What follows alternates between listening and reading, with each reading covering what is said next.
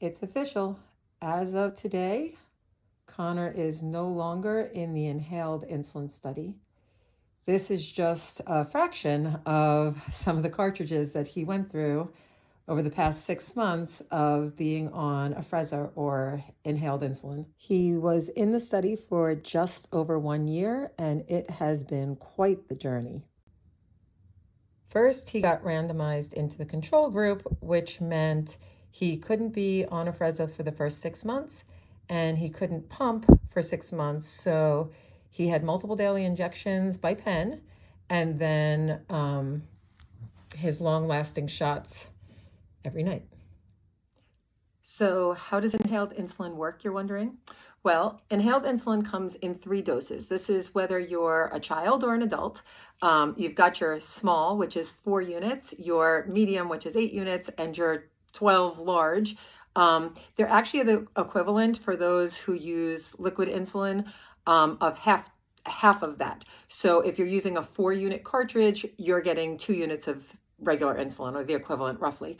The cool thing is that for the most part, people don't calculate carbs the way they do with liquid insulin. Because there's no single dosing, you basically say, well, I'm having a small-ish carb meal and it's somewhere between 20 grams and 40 grams of carbs, so I'm going to go with my small. Or I'm having a medium-ish carb meal, and then you choose one and you have this little inhaler, and you'll see we write dates on it because you're only supposed to use the inhaler for 2 weeks at a time.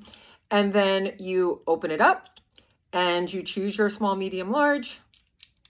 These are all empty, by the way. I would never just inhale insulin since I am not diabetic. But basically you put it in the little inhaler and then you inhale deeply for 3 seconds and you get your dose. I'm sure you can imagine why a 12-year-old would choose this over this.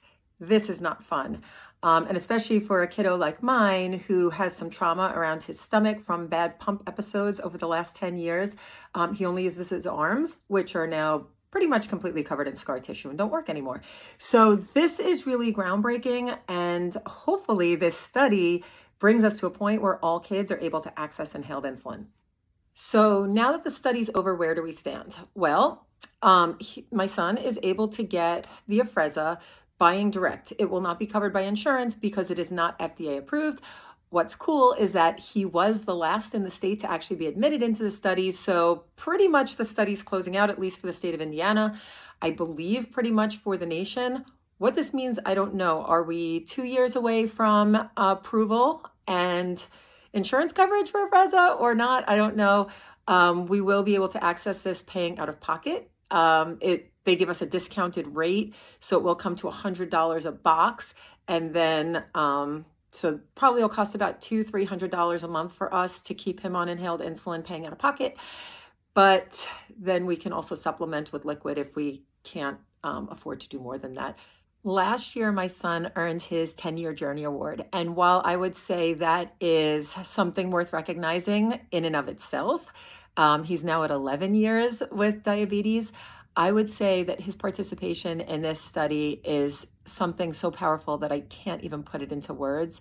The fact that he sacrificed himself, for lack of a better way, to try and improve conditions and medication for other diabetics is something that just really makes a mom proud. If you have questions, reach out and I'd love to answer them.